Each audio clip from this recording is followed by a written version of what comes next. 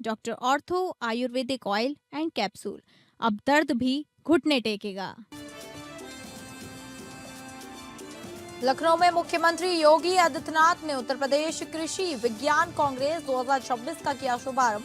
अपने संबोधन में सीएम योगी ने दिया वादा, पिछले 9 वर्ष में हमने कृषि विकास दर को उत्तर प्रदेश में 8% से बढ़ाकर 18% तक पहुंचाने में सफलता प्राप्त की। सीएम योगी ने ग्रेटर आगरा परियोजना का किया शुभारंभ। 5,142 करोड़ रुपए की लागत से बनेगी 10 टाउनशिप। सीएम योगी बोले, दूसरा नोएडा बनेगा आगरा। कानपुर किडनी कांड में बड़ी गिरफ्तारी, मुख्य आरोपी डॉक्टर अफजल का ड्राइवर परवेज सैफी गिरफ्तार। आरोपी के कब्जे से करीब 9 लाख रुपए नकद बरामद। अवैध किडनी ट्रांसप्लांट के एवज में मिले रुपए होने के शक।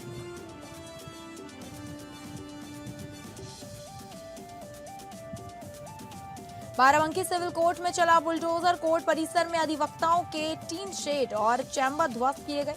देर रात चले बुलडोजर से अधिवक्ताओं में उबाल, बिना सूचना कार्रवाई पर वकीलों ने किया हंगामा।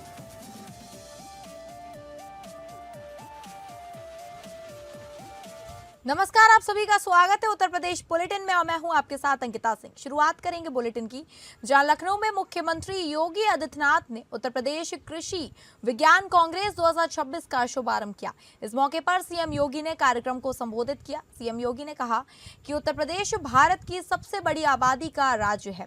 उत्तर प्रदेश जैसे राज्य में दुनिया की सबसे उर्वरा भूमि, सबसे अच्छा जल संसाधन है। भारत की कुल आबादी का 16 से 17% जनसंख्या उत्तर प्रदेश में निवास करती है। कृषि योग्य भूमि भारत में 11% उत्तर प्रदेश के पास है। इस 11% में भारत की कुल खाद्यान्न उत्पादन का 21% उत्तर प्रदेश कराता है।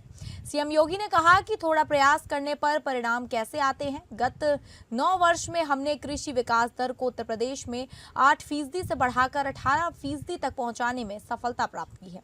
आज हमने गन्ना उत्पादक किसानों को, जिस प्रकार उत्तर प्रदेश में 10-10 वर्षों तक गन्ना मूल्य का भुगतान नहीं हुआ था, चीनी मिलें बंद हो रही थी, बेची जा रही थी, उसी उत्तर प्रदेश में आज वो शुगर कॉम्प्लेक्स के रूप में काम कर रही हैं। उत्तर प्रदेश देश के कुल 55% गन्ने का उत्पादन कर रहा है। एथेनॉल उत्पादन 41 करोड़ लीटर से बढ़ाकर लगभग 1.25 लाख करोड़ लीटर तक पहुंच चुका है। हमने गन्ना किसानों को भी लगभग 2,90,000 करोड़ रुपए से अधिक की राशि डीबीटी के माध्यम से दे चुके हैं। आज हम लोग अकेले गन्ना उत्पादक किसानों को, जिस उत्तर प्रदेश में 10-10 वर्षों से गन्ना मूल्य का भुगतान नहीं हुआ था, चीनी मिलें बंद हो रही थी, बेची जा रही थी, आज वे शुगर कॉम्प्लेक्स के रूप में काम कर रहा है। और उत्तर प्रदेश देश का कुल गन्ना उत्पादन का 55% अकेले उत्तर प्रदेश उत्पादन कर रहा है। इथेनॉल उत्पादन 41 करोड़ लीटर से बढ़कर के लगभग 1.25 लाख करोड़ तक पहुंच चुका है। इतना 1.25 करोड़ 2 करोड़ लाख 2.25 करोड़ लाख करोड़ तक ये पहुंच चुका है। उत्तर प्रदेश के मुख्यमंत्री योगी आदित्यनाथ ने आगरा को बड़ी सौगात दी है। ग्रेटर आगरा योजना के तहत 5,142 करोड़ रुपए की लागत से 10 आवासीय टाउनशिप का शिलान्यास किया गया है। रायपुर और रहन कला में बनने वाली ये टाउनशिप आगरा के विकास को नई दिशा देगी। मंगलवार को मुख्यमंत्री योगी ने ग्रेटर आगरा परियोजना का भव्य शुभारंभ किया। लगभग 49.65 हेक्टेयर भूमि पर 5,142 करोड़ रुपए की लागत से 10 आधुनिक आवासीय टाउनशिप विकसित की जाएंगी। सीएम ने वैदिक मंत्रोच्चार के बीच विधिवत भूमि पूजन कर परियोजना का शिलान्यास किया और टाउनशिप के 3D मॉडल का अवलोकन भी किया। इसके साथ ही बटन दबाकर 1,324 करोड़ रुपए की 324 अन्य विकास परियोजनाओं का लोकार्पण और शिलान्यास भी किया। अपने संबोधन में सीएम योगी ने कहा कि ग्रेटर आगरा योजना के तहत बसने वाला यह क्षेत्र आने वाले समय में दूसरा नोएडा बनेगा। यहाँ आधुनिक सड़कें, अस्पताल, शिक्षक संस्थान, पुल और पर्यटन से जुड़ी सुविधाएं विकसित की जाएंगी। उन्होंने बताया कि टाउनशिप का नामकरण सनातन परंपरा की 10 पवित्र नदियों गंगा, यमुना, सरस्वती, गोदावरी, नर्मदा सिंधु और कावेरी आदि के नाम पर किया जाएगा। सीएम ने यह भी घोषणा की कि डीपीआर मिलने के बाद यमुना नदी पर टाउन स्ट्रीम में रबर डैम का निर्माण कराया जाएगा, जिससे शहर के विकास को और गति मिलेगी। अपने संबोधन में उन्होंने केंद्र सरकार की नीतियों और प्रधानमंत्री मोदी के विजन का भी उल्लेख करते हुए कहा कि विरासत भी और विकास भी के मंत्र पर सरकार लगातार काम कर रही है। कार्यक्रम में कई केंद्रीय और राज्य मंत्री, सांसद, विधायक और प्रशासनिक अधिकारी मौजूद रहे। तस्वीर के अंदर लागू होता है। कांग्रेस ने 2 विधान, 2 प्रधान, 2 निशान दिए थे। मोदी जी ने कहा नहीं, भारत के अंदर डॉक्टर श्यामा प्रसाद मुखर्जी का संकल्प गूंजेगा कि एक देश में एक प्रधान, एक विधान और एक निशान रहेगा और बाबा साहब अंबेडकर जी का सपना साकार होगा। यह मोदी जी ने करके दिखाया है।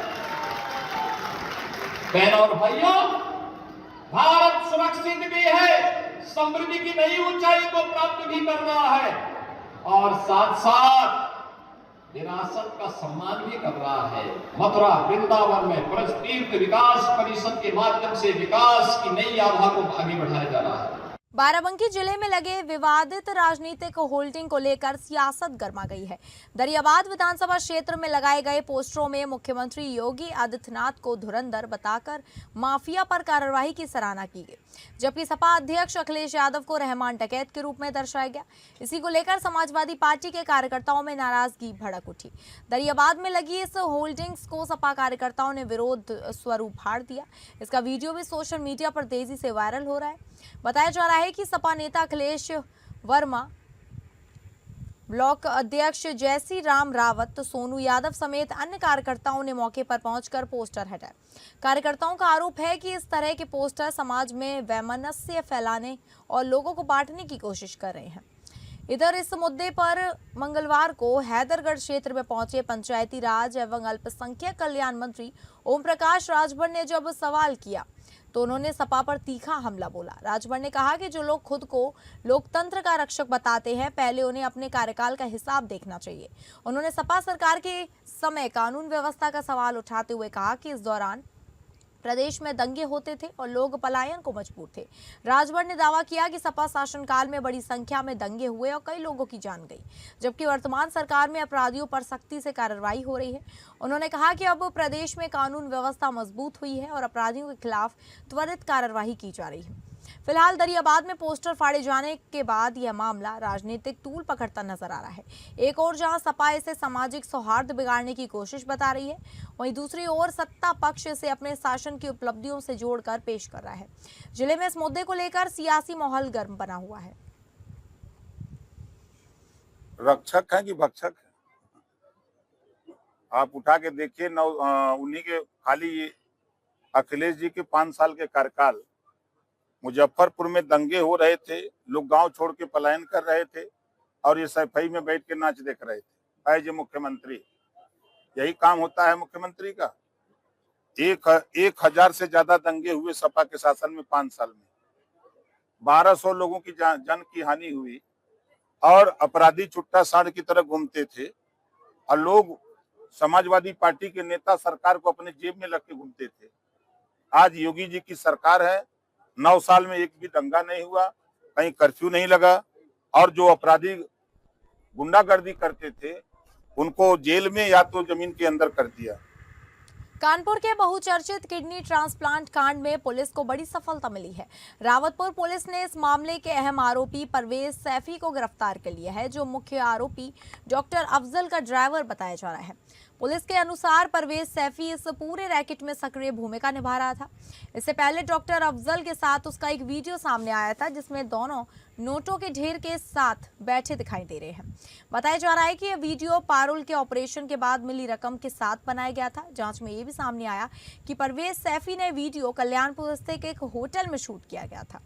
पुलिस ने आरोपी के कब्जे से करीब 9 लाख रुपए नकद बरामद किए हैं, जो इस अवैध किडनी ट्रांसप्लांट से जुड़े होने की आशंका है। पुलिस रिकॉर्ड के अनुसार परवेज सैफी एक शातिर अपराधी है और उसके खिलाफ पहले से ही आधा दर्जन से अधिक मुकदमे दर्ज हैं। फिलहाल पुलिस आरोपी से गहन पूछताछ कर रही है और इस किडनी रैकेट से जुड़े अन्य लोगों की तलाश में जुटी है। अधिकारियों का कहना है कि आने वाले समय में इस मामले में और भी बड़े खुलासे हो सकते हैं। कानपुर में बहुचर्चित अवैध किडनी ट्रांसप्लांट कांड में एक नया मोड़ आया है, जिसमें कुछ दिनों पहले एक वीडियो वायरल होता है जिसमें अफजल और सैफी दो लोग नजर आते हैं जो कि बेड पर नोटों की गड्डियों को बिखेरे हुए एक वीडियो बनाते हैं, जो कि इन दिनों सोशल मीडिया पर बहुत तेजी से वायरल हो रहा था, जिसको लेकर के कानपुर पुलिस इन लोगों की गिरफ्तारी करने के लिए जगह जगह छापेमारी भी कर रही थी। लेकिन अभी तक ये पुलिस की गिरफ्त से दूर थे और फरार चल रहे थे, लेकिन पुलिस के हाथ एक बड़ी सफलता लगी है। पुलिस ने सैफी को धर दबोचा है, जो कि काफी दिनों से फरार चल रहा था। आप देखते हैं कि आगे पुलिस इसमें क्या कुछ खुलासा करने वाली है। एटन न्यूज के लिए कुणाल सिंह, कानपुर।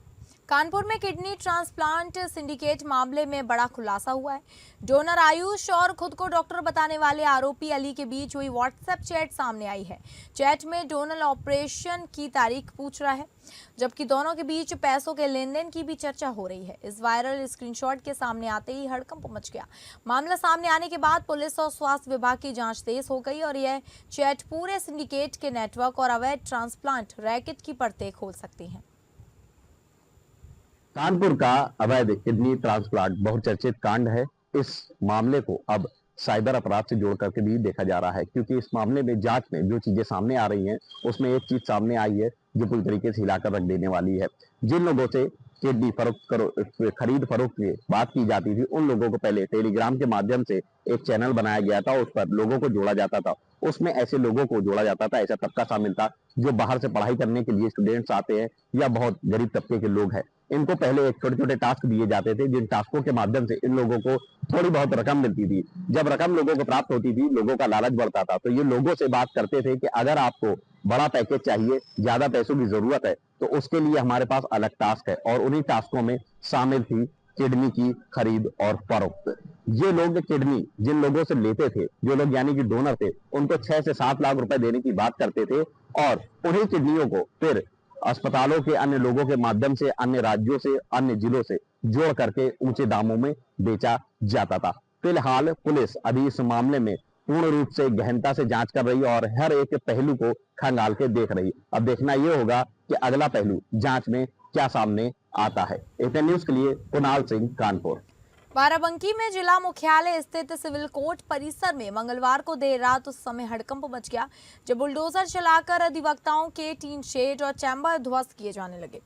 बिना पूर्व सूचना हुई इस कार्रवाई से वकीलों में भारी आक्रोश फैल गया है और देखते ही देखते बड़ी संख्या में अधिवक्ता मौके पर जुट गए। बताया जा रहा है कि सिविल बार के पास स्थित कई अधिवक्ताओं के टीन शेड और अस्थायी चैम्बर पर बुलडोजर चलाया गया। कार्रवाई के दौरान मलबा हटाने का कार्य भी शुरू कर दिया गया था, लेकिन सूचना मिलते ही मौके पर पहुंचे अधिवक्ताओं ने कड़ा विरोध दर्ज कराते हुए मलबा हटाने का काम रुकवा दिया। बढ़ते विरोध को देखते हुए बुलडोजर को वापस लौटना पड़ा। मामले की गंभीरता को देखते हुए मौके पर पुलिस बल भी तैनात किया गया, जिससे स्थिति को नियंत्रण में रखा जा सके। इस कार्रवाई को लेकर जिला बार एसोसिएशन के अध्यक्ष नरेंद्र वर्मा ने कड़ी नाराजगी जताई है। उन्होंने कहा कि बिना किसी पूर्व संवाद और सूचना के इस तरह की कार्रवाई पूरी तरह अनुचित है।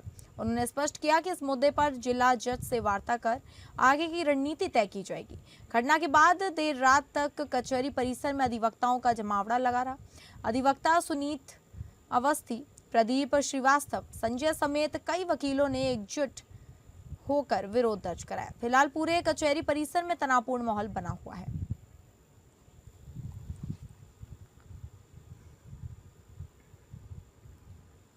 जून अखाड़ा अब सिर्फ धार्मिक क्षेत्र तक सीमित नहीं है, बल्कि सक्रिय राजनीति में भी उतर चुका है। जून अखाड़ा के अध्यक्ष प्रेमगिरी महाराज ने स्पष्ट संकेत दिए हैं कि अखाड़ा बंगाल विधानसभा चुनाव में पूरी ताकत के साथ सरकार के पक्ष में उतर चुका है।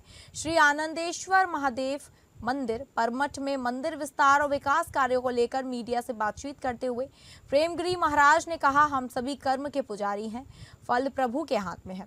कर्म वेदनी अस्ते या मां फलेशु कदाचन, इसी महामंत्र के साथ जून अखाड़ा बंगाल चुनाव में उतर चुका है। उन्होंने कहा कि अखाड़ा सरकार के साथ खड़ा होगा और चुनावी मैदान में पूरी शक्ति से सक्रिय रहेगा।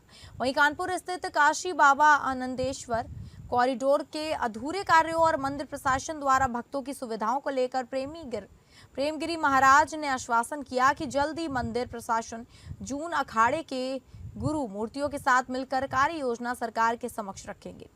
उन्होंने उम्मीद जताई कि सरकार के सहयोग से कॉरिडोर के विस्तार और अधूरे कार्यों को समय से पूरा किया जाएगा। गौरतलब है कि जून अखाड़ा पिछले कुछ समय से सामाजिक और राजनीतिक मुद्दों पर सक्रिय रूप से अपनी बात रखता आ रहा है। बंगाल चुनाव में उसके पीछे उतरने को राजनीतिक गलियारों में अहम संकेत के तौर पर देखा जा रहा है। करुणावतारम संसार सारम भुजगेंद्रहारम सदा वसंतम हृदयान विंदे भवम भवानी सहितम नमामि। बोलो आनंदेश्वर महादेव की। आज मैं सिद्धपीठ महादेव आनंदेश्वर मंदिर कानपुर परमठ में स्थित गंगा जी के तट पर ये जूना अखाड़े की परंपरा से यहाँ पर जो मेहनती व्यवस्था चली आई हुई है, और वो आज से नहीं हजारों वर्ष से हमारे अखाड़े की परंपरा है। और यहाँ जूना अखाड़े के ही महात्मा यहाँ महंत के रूप में, व्यवस्था के रूप में रखे जाते हैं। पहले हमारे ब्रह्मलीन महामंडलेश्वर स्वामी श्यामगिरी जी थे, उन्होंने बहुत दिन तक व्यवस्था चलाई। स्वास्थ्य खराब हो गया, न स्वास्थ्य के कारण उन्होंने जूना अखाड़े को सौंप दिया। आज जूना अखाड़ा पूर्ण रूपेण से आनंदेश्वर महादेव की व्यवस्था देख रहा है। खबर का रुख करेंगे जहां शैक्षिक सत्र दर सत्र स्कूलों द्वारा पुस्तकों के नाम और संस्करण बदलने से अभिभावकों पर बढ़ते आर्थिक बोझ को लेकर एमएल फाउंडेशन ट्रस्ट ने जिलाधिकारी कानपुर नगर को ज्ञापन सौंपा है। संस्था के राष्ट्रीय अध्यक्ष रोहित वर्मा ने बताया कि स्कूल हर साल नई किताबें अनिवार्य कर रहे हैं, जिससे पुरानी पूरी तरह से उपयोगी किताबें बेकार हो जाती हैं और अभिभावकों को भारी आर्थिक दबाव झेलना पड़ता है। ज्ञापन के माध्यम से कहा गया है कि यह प्रक्रिया न केवल संसाधनों की बर्बादी है, बल्कि शिक्षा व्यवस्था की पारदर्शिता पर भी सवाल खड़ा करती है। ट्रस्ट ने मांग की है कि कम से कम 10 सालों तक पाठ्य पुस्तकों के नाम एवं संस्करण एक समान रखे जाएं। इसके साथ ही स्कूलों द्वारा निर्धारित पुस्तक सूची और मूल्यों की जांच के लिए एक निगरानी व्यवस्था स्थापित की जाए, ताकि अभिभावकों को महंगी निजी प्रकाशकों की किताबें खरीदने के लिए बाध्य न किया जाए। रोहित वर्मा ने बताया कि यह मामला सीधे जनता के आर्थिक हितों से जुड़ा हुआ है। उन्होंने जिलाधिकारी से त्वरित कार्यवाही और जनहित में आवश्यक आदेश जारी करने की अपील की है। ज्ञापन देने वालों में संस्था के पदाधिकारी शामिल हैं। कुलदीप सिंह यादव एडवोकेट। हम लोगों ने जो कानपुर जनपद के जितने निजी विद्यालय हैं, वो लोग प्रति वर्ष नया प्रकाशन, नया संस्करण लागू कर देते हैं बच्चों पर। तो उसके विरोध में हम लोगों ने यह ज्ञापन दिया है कि वो पुस्तकें जो आज इस साल लागू की है बेकार हो गई, तो ऐसी प्रकाशन, ऐसे संस्करण को 10 वर्ष तक स्थित किया जाए। उसको सुनिश्चित किया जाए कि 10 वर्ष तक कोई प्रकाशन, कोई किताबें न बदली जाएं, क्योंकि वो किताबें बेकार नहीं होती हैं। वो जो नया बच्चा आएगा वो पढ़ेगा। तो ये लोग क्या करते हैं, अपने निजी हित के लिए प्रति वर्ष नई बुकों का संस्करण, नई बुकों का प्रकाशन, नई किताबें लो, नया किताब लो, सब कुछ, और पुरानी किताब बेकार हो जाती है। तो उसके विरोध में हम लोगों ने यहाँ पर ज्ञापन दिया है कि माननीय जिलाधिकारी ने निवेदन किया है कि 10 वर्ष तक की जो किताबें हैं 10 वर्ष तक न बदला जाए। अयोध्या के महबूबगंज उप डाकघर में 30 लाख रुपए के गबन का मामला सामने आया है। उप डाकपाल शिवांशु श्रीवास्तव, उनकी पत्नी आयुषी श्रीवास्तव और सिपाही अजय यादव के खिलाफ मुकदमा दर्ज कराया गया है। प्रधान डाकघर के डाक अधीक्षक के तहरीर पर दर्ज हुआ मुकदमा। आरोप है कि एक ही परिवार के 3 लोगों को फर्जी तरीके से मृत दिखाया गया। पीड़ित मोहम्मद सगीन खान, उनके बेटे शमशेर खान और पत्नी कैसर जहां ने 11 जनवरी 2025 को 30 लाख के किसान विकास पत्र खरीदे थे। आरोप है कि उप डाकपाल ने तीनों खातों को मृत दिखाकर बंद करा दिया। इसके बाद पूरी रकम नामिनी मुमताज जहां के खाते में ट्रांसफर कर दी है। मुमताज जहां की जानकारी के बिना 13 मई को 15 लाख रुपए निकाल लिए गए। जांच में खुलासा हुआ कि उसी दिन सिपाही अजय यादव के खाते में 15 लाख रुपए जमा हुए। यह भी सामने आया कि अजय यादव और शिवांशु श्रीवास्तव के बीच करीबी संबंध थे और कुछ रकम आयुषी श्रीवास्तव के खाते में भी ट्रांसफर हुई है। मामले में लापरवाही पर एसएसपी डॉक्टर गौरव ग्रोवर ने थाना प्रभारी शारदेंदु दुबे और सिपाही अजय यादव को सस्पेंड कर दिया और पुलिस जांच जारी है। देखिए, यहाँ पर पुलिस ऑफिस में जन सुनवाई में कुछ दिन पूर्व डाक विभाग के अधिकारियों द्वारा एक प्रार्थना पत्र दिया गया था, जिसमें वर्णित किया गया था कि उन्हीं के ही एक वर्तमान कर्मचारी द्वारा उन्हीं के विभाग के एक रिटायर्ड कर्मचारी को मृत दिखाते हुए उसके फंड के जो पैसा है उसका गबन किया गया है। इस संबंध में जांच एसपी रूरल महोदय को दी गई थी, जिनके द्वारा गहन जांच के उपरांत ये पाया गया कि इस तरह की घटना सत्य हुई है, जिसके आधार पर थाना गोसाईगंज पर मुकदमा पंजीकृत कर लिया गया है। हमीरपुर जिले में शासन के निर्देशों पर ओवरलोडिंग और अवैध परिवहन के खिलाफ कार्यवाही की जा रही है। सदर एसडीएम केटी शर्मा ने ओवरलोडिंग और अवैध परिवहन के खिलाफ अभियान चलाकर 2 ट्रकों को पकड़कर सीज कर दिया है। चेकिंग के दौरान ये ट्रक बिना रॉयल्टी और बिना नंबर प्लेट के परिवहन कर रहे थे। एसडीएम की कार्रवाई से ट्रक मालिकों में हड़कंप मचा हुआ है। एसडीएम ने कार्रवाई के लिए पकड़े गए दोनों ट्रकों को सदर कोतवाली के सुपुर्द किया है और खनन कार्रवाई के लिए खनिज विभाग को सूचित कर दिया है। एसडीएम सदर ने बताया कि अवैध परिवहन और अवैध खनन के खिलाफ जिलाधिकारी के निर्देशों पर बराबर कार्रवाई की जा रही है, जिससे इन लोगों पर अंकुश लगाया जा सके। रात में निकले थे भ्रमण में, तो 2 ट्रकें मिली हैं। एक ट्रक में नंबर आगे पीछे भी नहीं है और दोनों में रॉयल्टी नहीं है। दोनों ट्रकों को पकड़ करके थाने कोतवाली सुपुर्द कर दिया गया है और खनन अधिकारी को बता दिया गया है दिन में आकर के जो भी विधिक कार्रवाई होगी तो कार्रवाई की जाए। जिलाधिकारी महोदय के आदेश से कार्रवाई लगातार चल रही है और हमारे नए कप्तान साहब आए हैं। कार्रवाई तेजी से चल रही है। प्रयास ये किया जा रहा है कि अवैध परिवहन को, अवैध खनन को अधिक से अधिक रोका जाए, न होने पाए, ये हमारा प्रयास है। कानपुर के बर्रा 6 निवासी एक विवाहित महिला ने पुलिस आयुक्त को शिकायत देकर कुछ लोगों पर गंभीर आरोप लगाए हैं। श्रीमती नीरज सोनी ने एवाई सर्विस प्राइवेट लिमिटेड के निदेशक अनिल कुमार और उनके भाई सुनील कुमार पर पति को नौकरी से हटाने की धमकी देकर अवैध संबंध बनाने का दबाव बनाने का आरोप लगाया है। पीड़िता के अनुसार 1 अप्रैल की रात करीब 11:30 बजे नोवेल्टी होटल के रेस्टोरेंट में नशे की हालत में सुनील कुमार ने उनके साथ अश्लील हरकतें की और विरोध करने पर गाली गलौज की। अगले दिन 2 अप्रैल को आरोपी ने उनके पति के कार्यालय पहुंचकर लाइसेंसी रिवॉल्वर तानते हुए जान से मारने की धमकी दी। महिला का आरोप है कि आरोपियों ने खुद को एसएन पान मसाला और कुरेली ग्रुप से जुड़ा बताते हुए राजनीतिक पहुंच का डर दिखाया। वहीं पीड़िता के अधिवक्ता आलोक मिश्रा को भी कंपनी के अकाउंटेंट ऋषभ कुमार झा द्वारा फोन कर केस न लड़ने की धमकी दी गई। पीड़िता ने अनिल कुमार, सुनील कुमार, मनोज कुमार और ऋषभ कुमार झा के खिलाफ थाना अनवरगंज में एफआईआर दर्ज कर कार्रवाई तथा परिवार और अधिवक्ता की सुरक्षा की मांग की है।